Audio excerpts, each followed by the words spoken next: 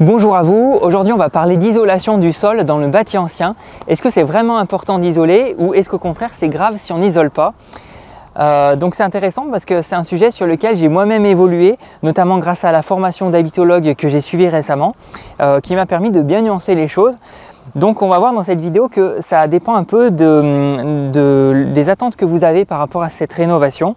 C'est vrai que si vous avez pour objectif de rénover un bâti ancien, par exemple une grange, pour en faire une maison passive, alors là c'est vrai que oui, il va falloir isoler le sol, ça sera un impératif parce que dans le passif, on est tellement exigeant sur le résultat obtenu pour avoir un très faible besoin de chauffage qu'il faut faire attention à tout, au pont thermique, et donc bien sûr qu'il va falloir isoler le sol. Maintenant, dans le cadre d'une rénovation, on va dire plus classique, ça se discute. Déjà, on va raisonner par ordre de priorité, et ce qu'il faut bien comprendre, c'est que dans l'ensemble de l'isolation d'une maison, le sol, c'est pas du tout ce qui arrive en premier. Pourquoi? Parce que bien souvent, le sol dans le bâti ancien, c'est un dallage sur terre-plein, c'est-à-dire qui est construit directement sur le sol naturel.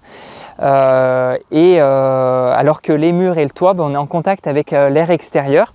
Alors pourquoi on a une différence? Tout simplement, il faut tenir compte du fait que la terre en sous-sol est à une température constante toute l'année, aux alentours de 13 degrés. Et donc, ça fait que l'hiver, si on n'a pas isolé le sol, on va perdre des calories, c'est vrai, en direction de ce sous-sol à 13 degrés environ. Mais du coup, on perdra beaucoup moins de calories qu'au niveau des murs et du toit, où on est en contact avec un air extérieur qui sera potentiellement à 0 degré, voire même en dessous. Et en fait, il faut savoir que plus l'écart de température est grand entre l'intérieur et l'extérieur, plus on va avoir de perte de calories. Donc voilà, c'est pour ça qu'en priorité, on isolera d'abord les murs, la toiture, on va avoir des bonnes menuiseries, mais le sol, ça arrive en second plan, on va dire. Maintenant, ce dont il faut aussi tenir compte, c'est que le fait d'avoir un sol non isolé, ça peut même être un atout pour l'été. Vous avez remarqué que dans le bâti ancien, très souvent, on a un bon confort d'été, on a un climat de fraîcheur.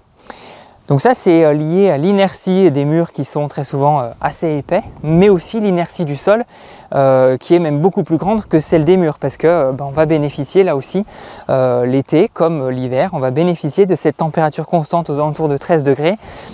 Et donc ça fait que si on optait pour isoler l'intérieur de la maison dans son ensemble, on se couperait un petit peu de cette inertie à la fois des murs et du sol.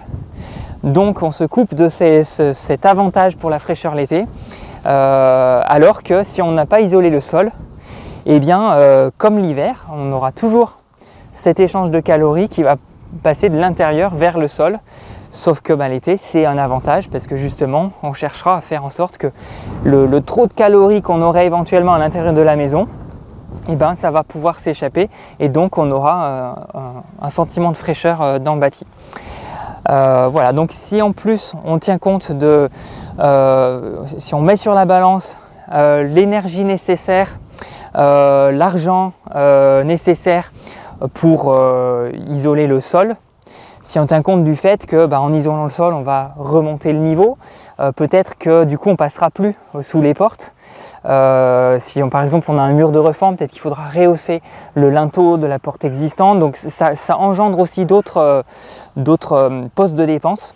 Donc c'est vraiment à mettre en comparaison entre d'une part ce que ça va coûter en euros, mais aussi en énergie pour faire le travail d'isolation du sol, rehausse des linteaux, et puis matière dépensée par rapport à ce que ça va pouvoir nous apporter comme gain de calories les hivers à venir. Donc voilà, c'est vraiment à regarder dans son ensemble, et puis chaque projet est différent, mais voilà, vous avez un petit peu ça vous permet de voir de comprendre les enjeux d'une isolation ou pas au niveau du sol. Voilà pour aujourd'hui, je vous souhaite une très bonne journée et je vous dis à bientôt. Ciao!